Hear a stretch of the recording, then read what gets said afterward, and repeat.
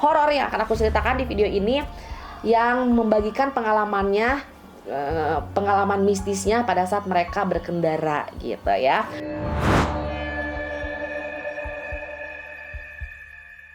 Pulang ke tempat dia di Jogja kota itu sekitar jam 9 malam. Nah, di sepanjang perjalanan pulang, untuk pertama kalinya si gendut merasa mendengar selama perjalanan itu mendengar rintihan seorang wanita. Ya, rintihannya itu kayak menahan rasa sakit dan menangis. Mas, tolong, sakit gitu.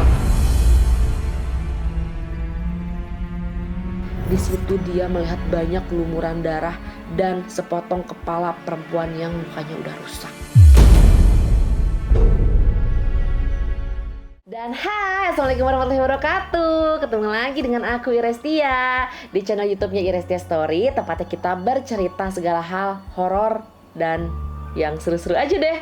Oke, terima kasih buat teman-teman semuanya yang udah mau mampir ke channel YouTube-nya aku. Tonton sampai habis ya, jangan di skip. Dan yang belum subscribe, please klik tombol subscribe karena itu gratis, biar kalian mendapatkan notifikasi setiap kali aku upload video yang baru. Karena insya Allah aku akan mengupload video baru di setiap hari Selasa dan Jumat. Dan di video kali ini aku akan bercerita tentang kumpulan kisah horor ya, kumpulan kisah horor yang singkat-singkat di transportasi. Jadi di sini aku tidak menceritakan satu kejadian aja ya. Kan biasanya kalau aku bercerita satu tema, satu kejadian panjang dan detail. Nah, kalau ini ada kumpulan cerita singkat, 3 cerita horor yang akan aku ceritakan di video ini, yang membagikan pengalamannya, pengalaman mistisnya pada saat mereka berkendara gitu ya.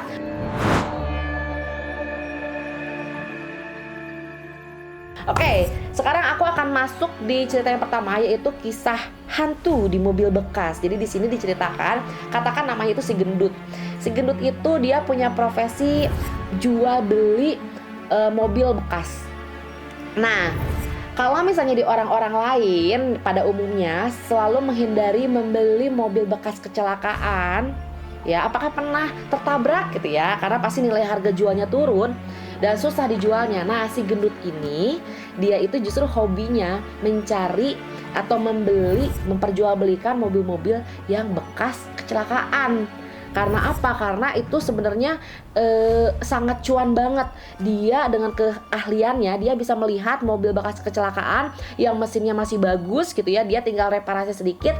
Karena kan pasti mobil bekas kecelakaan dijualnya harganya murah dong. Sama dia direparasi, dijual untungnya bisa lebih besar gitu. Nah, cuma dia memang punya prinsip kalau dia tidak akan pernah mau membeli mobil bekas kecelakaan yang memakan korban jiwa. Namun suatu hari si gendut ini ditawari lah sama seseorang yang dia kenal juga, ditawari sebuah mobil luxury yang kalau secara kasat mata ini kelihatannya oke banget gitu ya. Catnya masih mulus, interiornya masih oke, mesinnya masih bagus, bannya juga diganti sama baru, tapi dijual harganya miring banget. Nah, karena si gendut ini memang spesifikasi adalah menjual belikan mobil-mobil yang bekas kecelakaan, si gendut tanya dong sama temennya ya, ini bekas kecelakaan ya bro ya? Iya, pantesan jual murah gitu. Tapi karena saking murahnya, dia saat itu kok anehnya nggak berpikir panjang untuk langsung membeli mobil itu, karena memang harganya dijual sangat murah gitu. Dia lupa menanyakan ini mobil kecelakaannya kena apa gitu ya. Dan si Gru tuh kayak, aduh ini pasti aku dapat untung gede nih, soalnya ini reparasinya aku tinggal dikit aja, dipoles, di touch up, aku bisa jual harga mahal. Nah, ternyata benar. Nggak sampai seminggu ada banyak banget yang mau nawar mobil itu dengan harga tinggi. Cuma ya namanya manusia dong ya. Aduh, ini kayaknya sayang banget nih dilepas dengan harga segini. Kayaknya aku masih bisa nih jual mobil ini, masih harganya lebih tinggi daripada sekarang. Nah, akhirnya si Gendut tahan-tahan tuh buat jual mobilnya. Dia pakai sendiri mobil itu. Masuk ke minggu kedua, mobil itu kan belum dia lepas tuh. Nah, sambil cari-cari mobil yang lainnya. Nah, akhirnya si Gendut itu tuh mau menjemput atau melihat ada nih mobil bagus katanya gitu ya, di pemiliknya si X itu, lokasinya di Gunung Kidul. Kalian tahu kan Gunung Kidul? Gunung Kidul itu kalau misalnya kalian Gunung Kidul Jogja, Gunung Kidul itu kalau misalnya dari Jogja ke sana itu jalan tuh mulus banget. Mulus, aspalnya nggak ada bolong-bolong macem kulit kita yang bopeng, itu benar-benar mulus banget. Cuman sepi karena kanan kirinya banyak hutan, ya kan? Nah, akhirnya si Gendut itu nyamperin ke Gunung Kidul dan dia pulang ke tempat dia di Jogja kota itu sekitar jam 9 malam. Nah, di sepanjang perjalanan pulang, untuk pertama kalinya si gendut merasa mendengar selama perjalanan itu mendengar rintihan seorang wanita. Ya, rintihannya itu kayak menahan rasa sakit dan menangis. Mas, tolong, sakit gitu ya.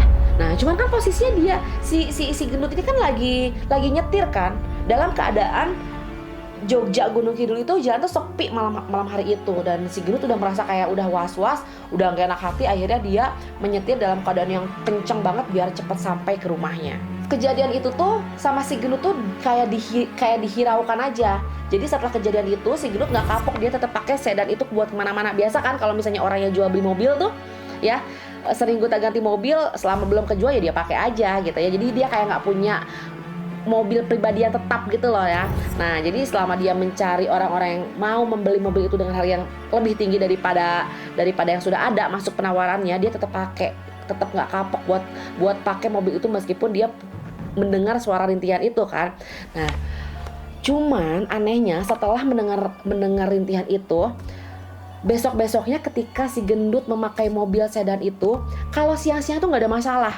Ya, mau lewat di jalan sesepi apapun itu nggak ada suara-suara rintihan-rintihan itu. Tapi anehnya setiap si gendut pakai mobil itu di malam hari, suara rintihan itu selalu terdengar. Karena kan posisinya si gendut kalau pergi nggak pernah sama siapa-siapa nih. Lagian kalau misalnya ada orang yang nangis di luar mobil, pasti cuma sekali dua kali aja kedengeran karena langsung mobil melaju kan. Nah, anehnya setiap malam, entah itu di jalan sepi atau di jalan yang agak sepi, itu tuh dia selalu mendengar suara-suara itu. Gangguan itu tuh makin sering muncul. Kalau yang awalnya itu suaranya selalu terdengar di malam hari ketika dia menjalankan atau mengendari mobilnya, di suatu malam si gendut mendengar suara rintihan yang sama dari kamarnya. Ya, tapi memang kedengarannya suaranya agak jauh. Kayak suara itu berasal dari garasinya. Ya, garasi tempat di mana sedan itu udah ada gitu ya.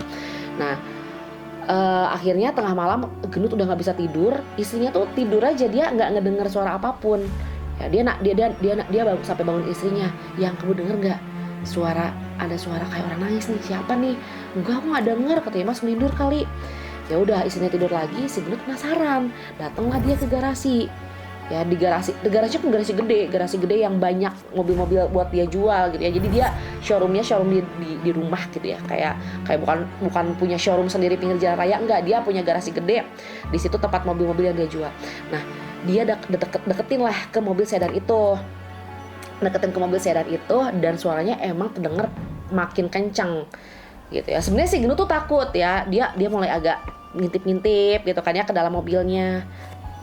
Pasti buka, nggak ada ya. Terus dia lihat ke arah belakang, nggak ada, kayak depan. Akhirnya dia memberanikan diri karena suara itu makin kenceng. Dia memberanikan diri untuk melihat di bawah kolong mobilnya.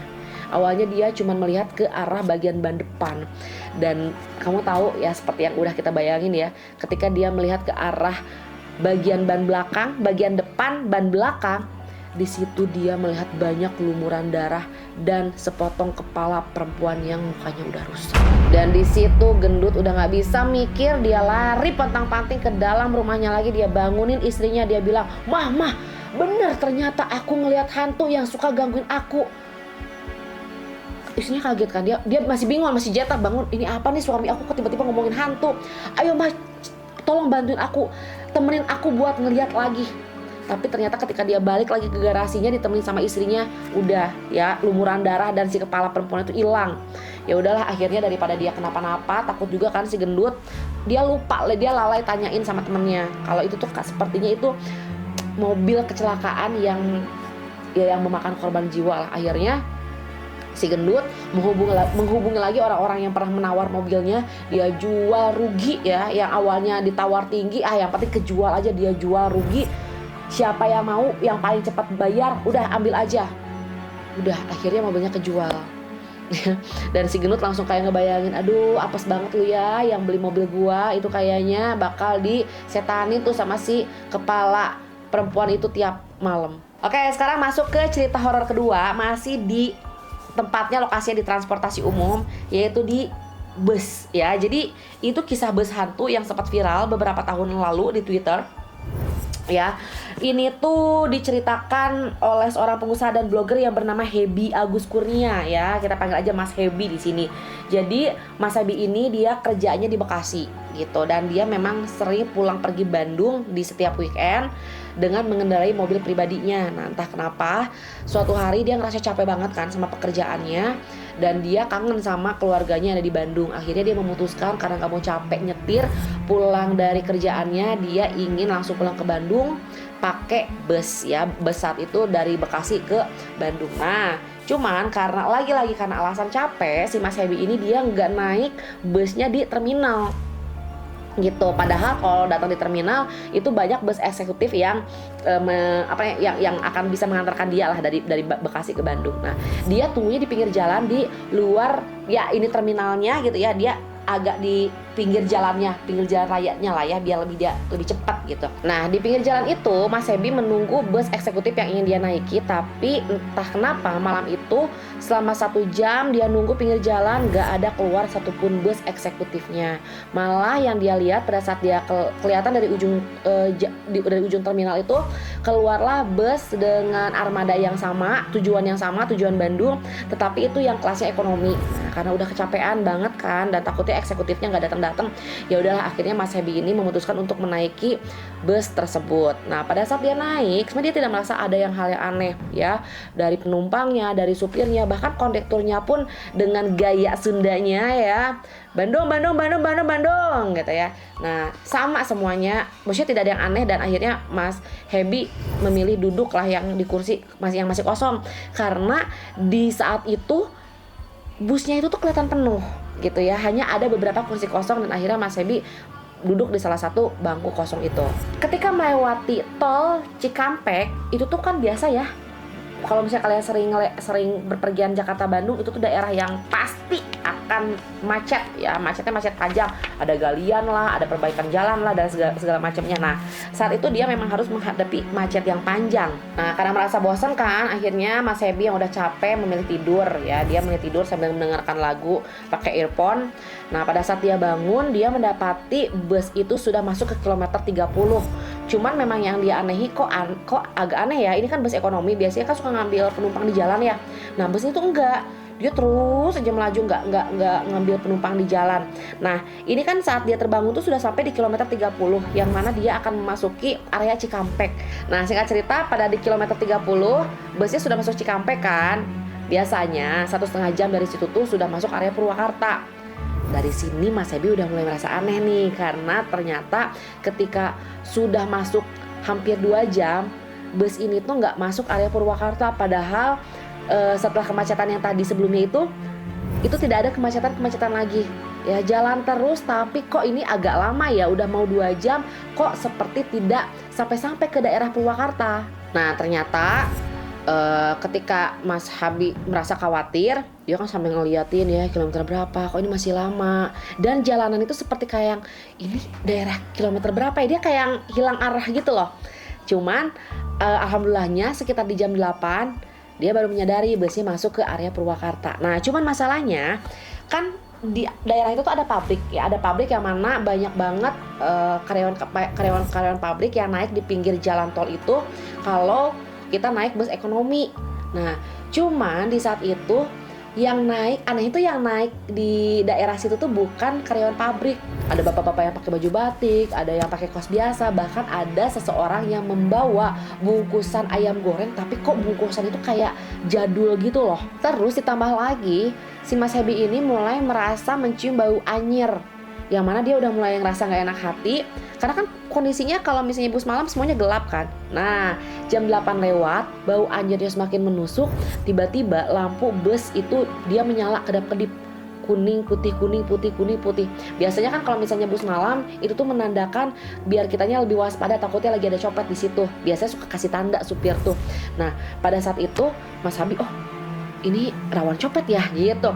Nah, di saat itulah dia menggunakan kesempatan itu untuk melihat area sekelilingnya, tapi Mas Hebi menemukan semua semua penumpangnya duduk dalam keadaan tegang dan pucat.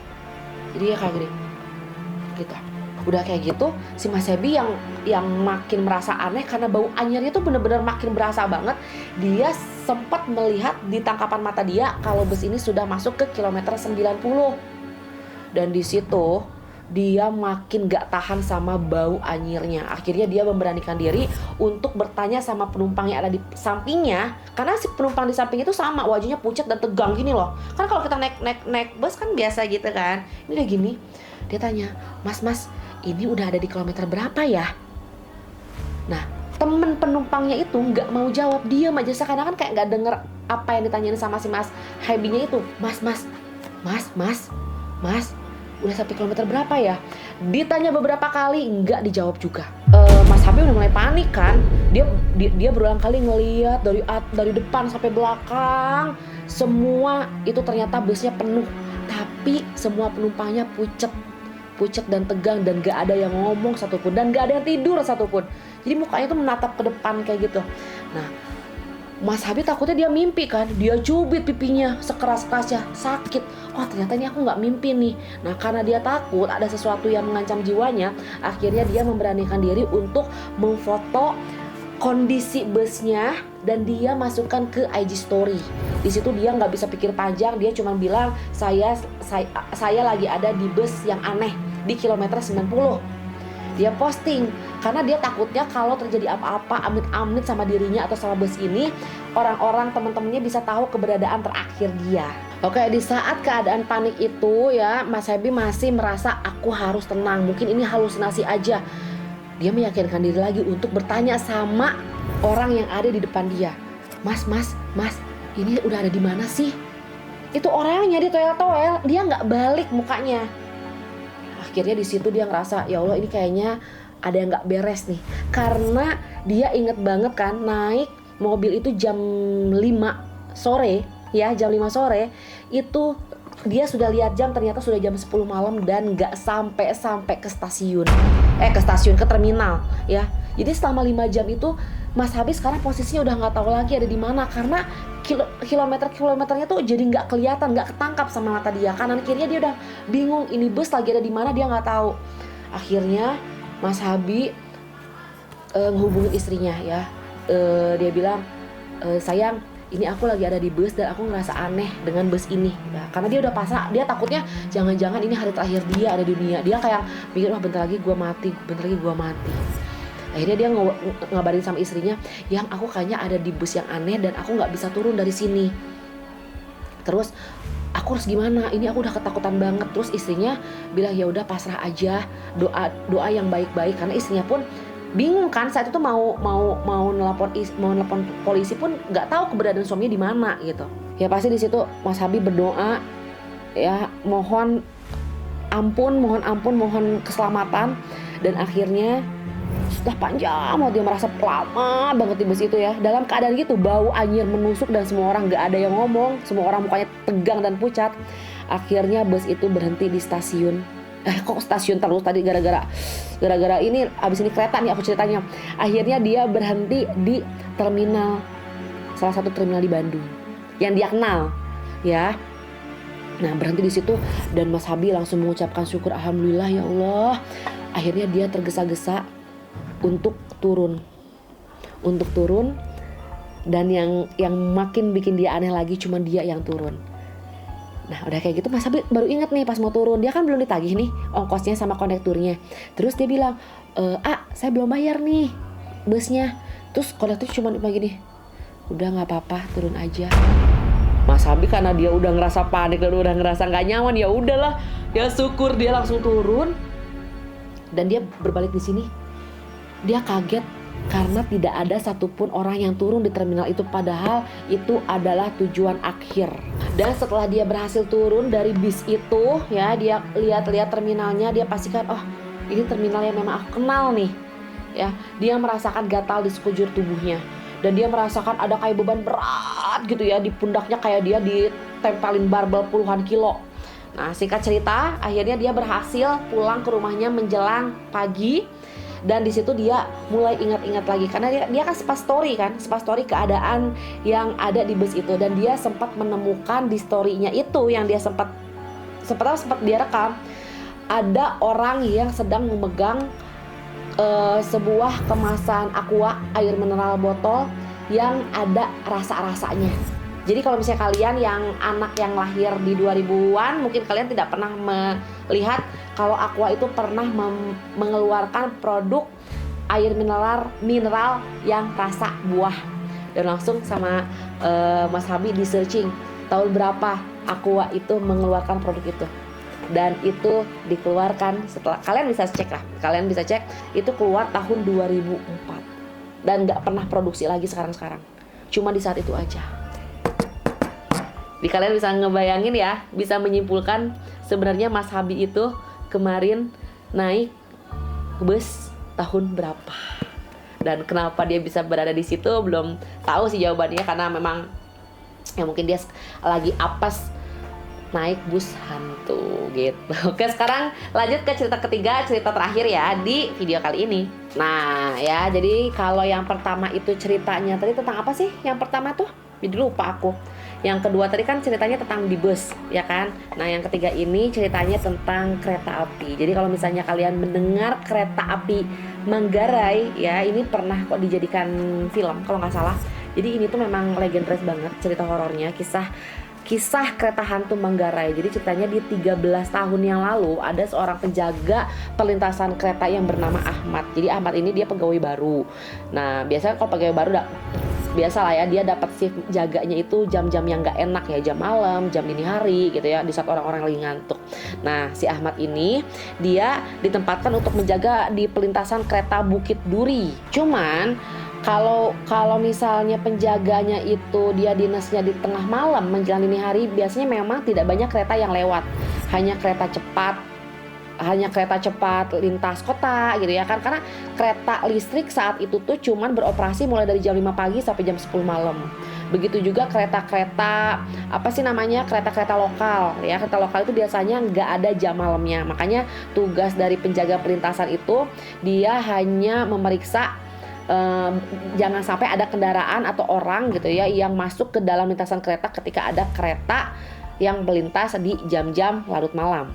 Di satu malam, intinya pada akhir shift malamnya ketika waktu menunjukkan jam 4 subuh, tiba-tiba lampu sirine palang itu nyala ya, karena dia otomatis kan kalau misalnya mau ada kereta datang sirenenya nyala dan akhirnya palangnya menutup secara otomatis. Nah tugas Ahmad kalau kayak gitu tuh dia memastikan jangan ada orang, jangan ada kendaraan yang tiba-tiba masuk gitu ya, entah karena ngantuk atau baong gitu ya.